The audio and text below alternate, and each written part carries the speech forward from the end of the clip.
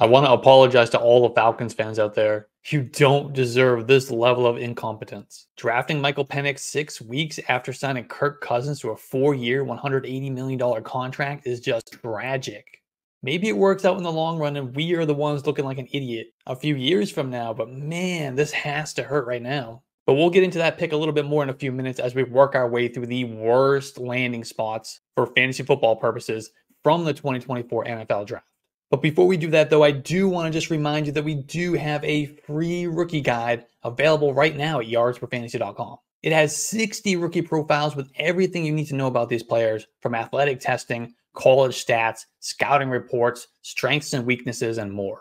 And of course, we just updated it with post-draft analysis of every single fantasy relevant player that was drafted. Check that out at yardsperfantasy.com. I will link it in the description. After Adonai Mitchell was projected to go in the first round in a bunch of mock drafts, he fell to the bottom half of the second round. And the landing spot wasn't exactly ideal either. Adonai Mitchell landed in an offense with one of the league's best rushing quarterbacks. While Anthony Richardson could do plenty of damage with his arm too, his legs are going to take a bunch of pass attempts out of the Colts offense. And less pass attempts means fewer targets to go around. And when he is passing, he's going to be looking towards his alpha wide receiver, Michael Pittman. And who's to say that Adonai Mitchell is even the number 2 target in the Colts offense? He certainly has the skill set to get there, but Josh Downs is still in the picture, and it would be no surprise if he out-targets Adonai Mitchell. Mitchell can have a good career, but it's hard to see a path to heavy target volume anytime in the next 3 years. He could max out at wide receiver 3 level production. Adonai Mitchell is certainly sliding down the rankings from where he was pre-draft, and he's really become a fade in rookie drafts at this point.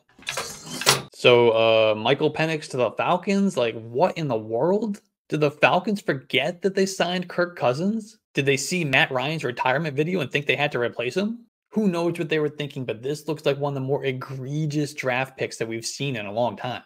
Penix is now tumbling down Dynasty Superflex draft boards, which is kind of ironic because he was a top 10 pick when he wasn't projected to be a top 10 pick. But unless Kirk Cousins completely flames out in Atlanta, or his Achilles rehab doesn't go as planned, Michael Penix is probably not going to see the field till 2026 at the earliest. And even then, that's only 2 years into Kirk Cousins' 4-year, $180 million contract. And at that point, Michael Penix is going to be 26 years old. And if Cousins plays out all 4 seasons, Michael Penix is going to be pushing 30 by the time he gets his shot. Even if we are looking at this situation wrong and the Falcons have a plan to start Michael Penix earlier than expected, his fantasy football ceiling is still probably just as a QB2. It's unlikely he's ever going to crack the top 12 quarterbacks on a per game basis. We saw him play 6 seasons in college. We know his game. We know he wants to get the ball out quick, and he doesn't run, despite having the athleticism to do so. But considering both angles, Michael Penix should be valued between like the 110 to the 205 range in Superflex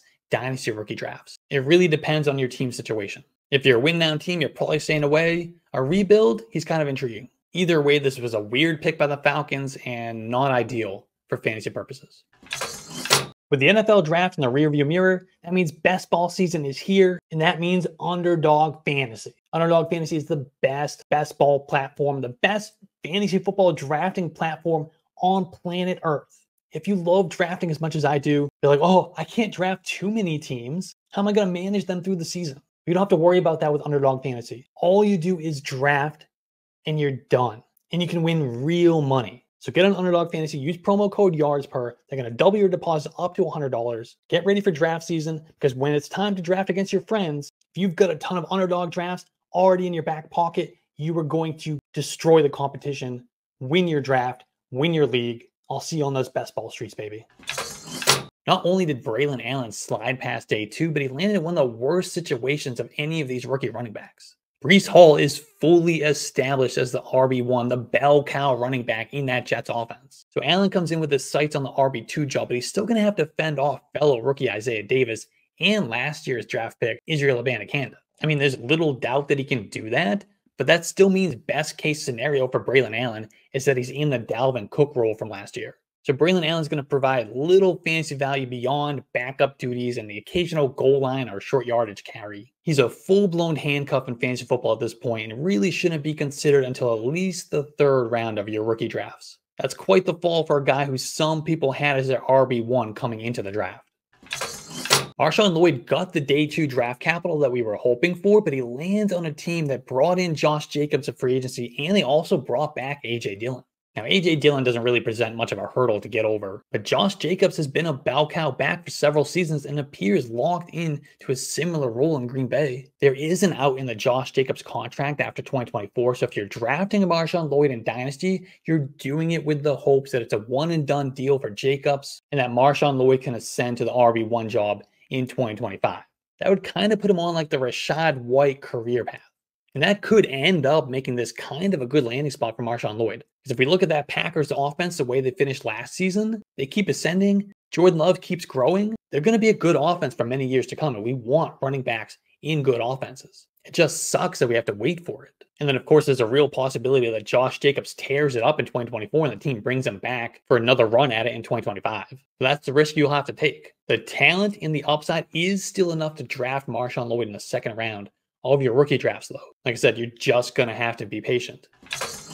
Devontez Walker landed in Baltimore, where he's going to serve as a situational deep threat in a low-volume passing offense. With Mark Andrews and Zay Flowers established as the top target earners, it's hard to envision a path to any sort of consistent volume for Tez Walker. I mean, maybe you take a few swings on him at the end of best ball drafts, but that's really where his contributions to fantasy football are going to end. But that's it. We actually had some really great landing spots this year. Check out my last video to see some of my favorites. But let me know in the comments which of these landing spots had you tearing out your hair. Like, what are your thoughts on Brock Bowers to the Raiders? Kind of feels like a weird spot for him.